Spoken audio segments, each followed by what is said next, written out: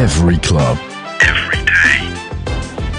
The Global Sports Podcast Network.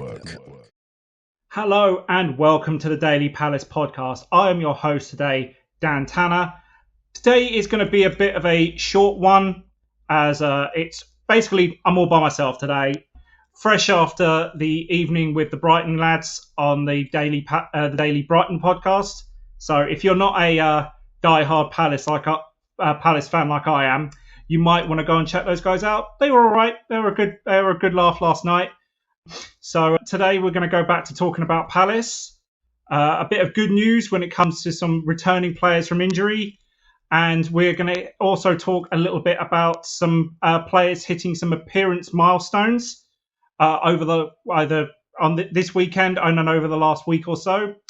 We're also going to talk about a couple of transfer rumours, some going in, some going out. So we'll just a little bit of housekeeping today, just as it's a probably slightly short one. So to start with, we're going to quickly talk about some returning players from injury. Riyadh seems to be coming back, getting some fitness ready. He featured in the under-21 game against Anderlecht over the last couple of days.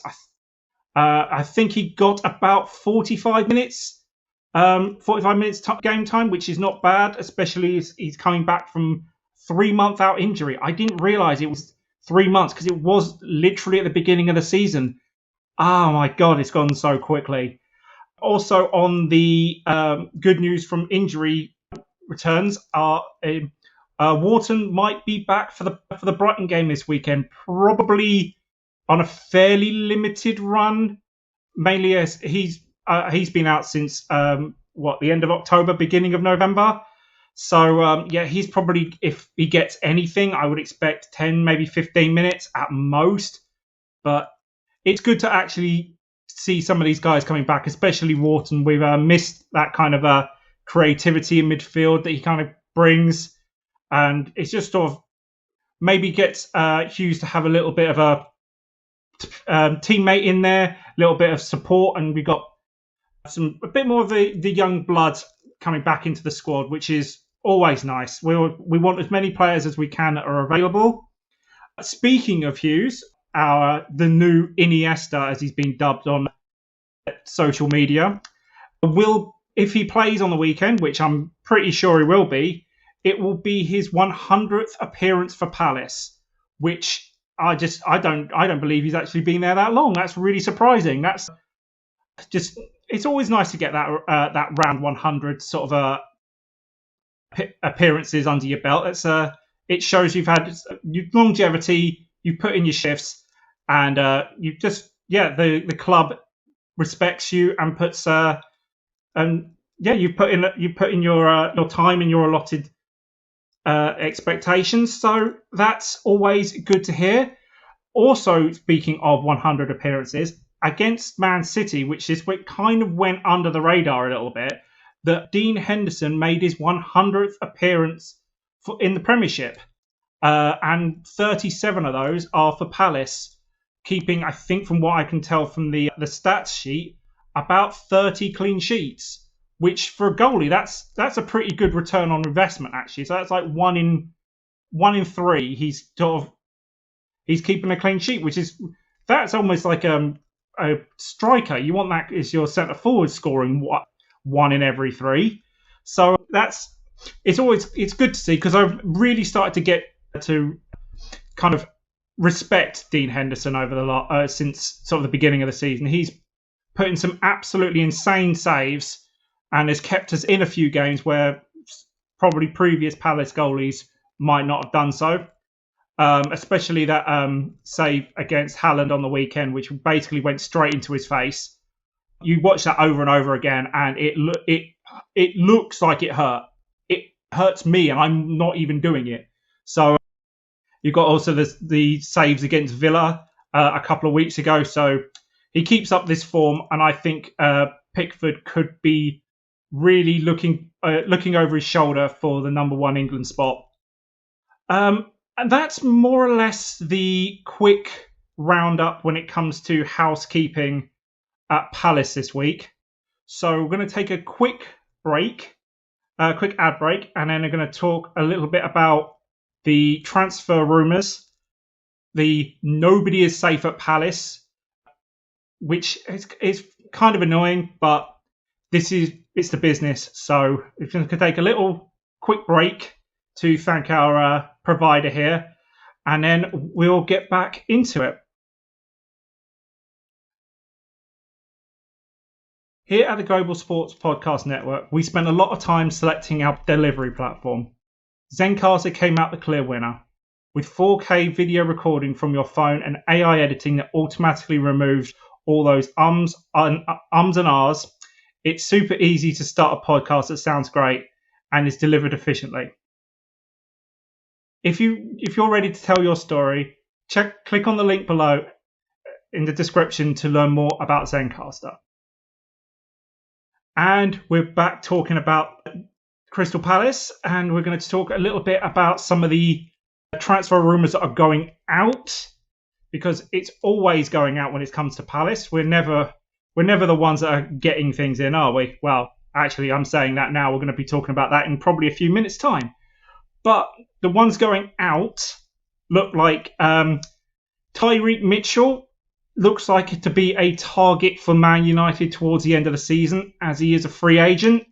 So I think if Man United aren't going to be doing anything in January, they're going to be doing some contract negotiations and trying to get one set up for the summer, just so they have him in. Because if he's on a free contract, and my football manager brain is screaming at me, don't bother trying to get a transfer to him. Just wait it out and see if you can't negotiate a contract. But it's also that then Palace might be sort of invigorated to try and keep him. But I think it's still Man United. It's the prestige of going to Man United. They may not be in the greatest form of late. They are basically almost at the butt of everybody's jokes, that and City.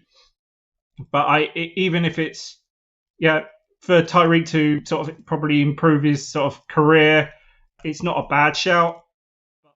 Palace players that have gone to Man United over the last few years haven't exactly had the greatest time. Wan-Bissaka came back, didn't really impress Man United. Zaha came back within, I think it was about a year out. Yeah, he went on loan and then came back. So going to Man United probably isn't the best move, but that's not really my decision. Also at Man United, apparently they are also looking to steal our sporting director of Dougie Freeman. Now that just is sacrilegious. Come on, you can't take Doug from us. That's just mean. I don't think he'll actually go. He's Crystal Palace through and through. The amount of times he's left on a transfer and came back a couple of years later, it is quite insane actually. So I don't see him going anywhere, especially sort of up to Man United. Because also looking at the same rumour mill, Newcastle were trying to pinch him as well for their sporting director. But I think they've moved on to somebody else now.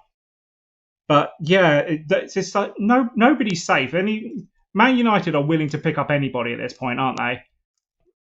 That also being said, after Wharton is coming back from injury, apparently he's still a target for, yet again, Man United, Man City and Arsenal. And it's like, he's only just come back from injury. Can you guys let him actually heal up and see if we can actually get something out of him before you try and pinch him? It's like, come on. We cannot keep our good players for too long, or because they're just going to get pinched and just sit on a bench at one of the big clubs. It's like, come on, let some of the other clubs have some players. Top six, there's more than enough to go around. You don't have to take all of them. But that also being said, it's part of the business. So I don't really see these guys going anywhere, at least until the summer. If any, I don't think really we'll be doing too much business either. Going out, I think we're going to probably be able to just about keep them. Gahey might go, but yeah, other than that, I think we should be all right. Okay, and I think we will slightly take a next advert break, and then we'll go on to the other side of the coin and talk about some possible Palace acquisitions that have been rumoured. Some of these are fairly old. Some of them are sort of in the last couple of days. So just as always with all these rumours, and I say this for the previous one as well, take them with a grain of salt. They are only rumours at this point until anything is actually written down and is formally officially put out. I would sort of kind of just take them as they are, really. So I'm just going to take a quick advert break, and then we'll carry on with that. This podcast is part of the Global Sports Podcast Network, the only network bringing you exclusive daily news and views on your Premier League team, the Premier League, women's football and fantasy football. A unique listening experience that puts fans first, bringing you the very latest breaking news from your team. Subscribe wherever you get your podcasts and make us the first listen every day. Global Sports Podcast Network. Every club, every day. And we're back for the final part of today's very quick, very sort of housekeeping kind of podcast with the possible acquisitions that Palace have been rumoured with for the last couple of days. Some are even a couple of months.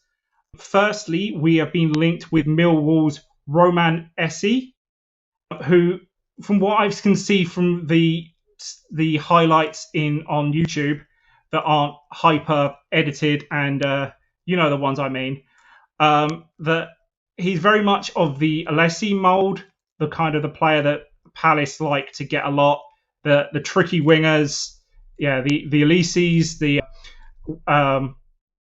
Zahas and the Yannick Bolassis, one of these guys that's going to flick the ball around somebody instead of like kind of taking them on, just do a through pass and basically pick it up himself, drop the shoulder, cut into somebody. He's got a decent sort of goal scoring ability to him as well. If any Millwall fans are listening, can you big him up or anything, just to make sure that we're getting what we're being sold.